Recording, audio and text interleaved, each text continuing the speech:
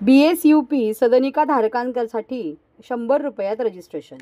JNURM आणि BSU अंतर्गत सर्वसामान्य सदनी धारकांना अवघ्या 100 रुपयात रजिस्ट्रेशन करण्याची सवलत देण्यात आली असून 1% मुद्रांक शुल्कात देखील सवलत देण्याचा निर्णय राज्य सरकारने घेऊन त्याबाबतचा अध्यादेश काढण्यात आला आहे। याबाबत आमदार संजय केळकर यांनी सातत्यपूर्ण पाठपुरावा केला होता। JNURM आणि BSUP अंतर्गत ठाणे विभागात उभारण्यात आलेल्या इमारतींमध्ये प्रकल्पग्रस्त नागरिकांना सदनिका देण्यात आलेल्या असून यात 6343 कुटुंबाचा समावेश आहे।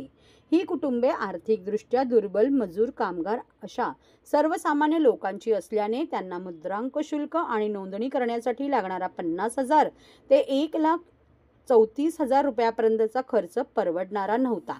त्यामुळे या सदनिका त्यांच्या नावे होण्यास मोठी अडचण निर्माण झाली होती। याबाबत रहिवाशांनी आमदार संजय केळकर यांची भेट घेऊन व्यथा मांडली होती।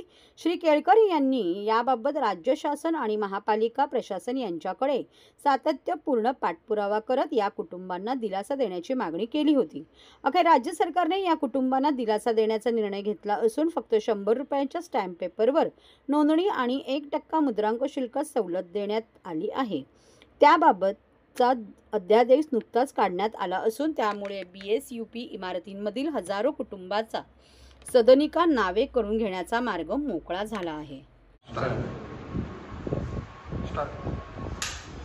महायुती सरकारचं माननीय देवेंद्रजी फडणवीस, माननीय शिंदे साहेब, माननीय अजितदादा यांचं मी तमाम ठाणेकरांच्या तर्फे मनापासून त्यांना धन्यवाद देतो।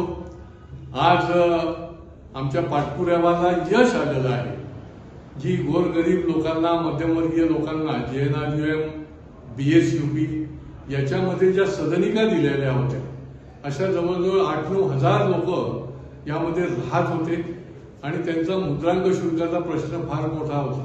तो अतिशय प्रलंबित पण होता।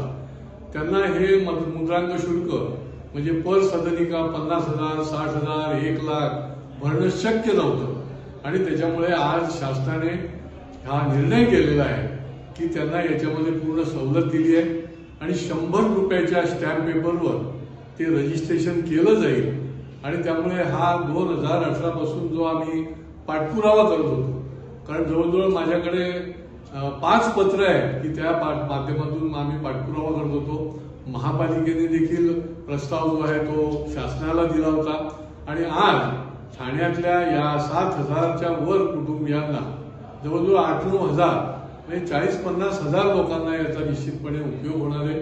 मी पुन्हा एकदा महायुती सरकारला याच्या बाबत त्यांना धन्यवाद देतो।